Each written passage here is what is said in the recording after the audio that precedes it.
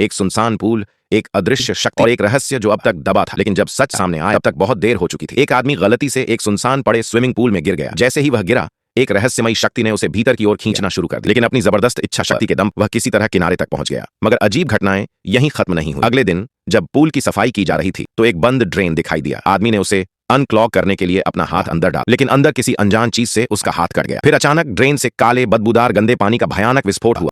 यह देखकर सब इतने चौंक गए कि उन्होंने तुरंत एक पेशेवर पोल कंस्ट्रक्शन वर्कर को बुलाया। जांच के बाद पता चला कि वह गंदा पानी दरअसल इस वजह से जमा हुआ था कि पूल सालों से छोड़ा हुआ था और उसमें ढेर सारा कचरा भर गया था। इसके अलावा पूल एक भूमिगत जलधारा के ऊपर बना था और वह ड्रेन असल में उस जलधारा का इनलेट था, इसलिए वहां से पानी बाहर आ रहा था। फिर उन्होंने पूल की अच्छी तरह से सफाई करवाई और उसे फिर से चालू कर दिया। लेकिन इसके बाद कुछ अजीब हुआ। एक दिन जब वह आदमी की पत्नी अकेली पूल में तैर रही थी तो उसने अचानक पूल के किनारे पर एक जोड़ी पैरों को देखा।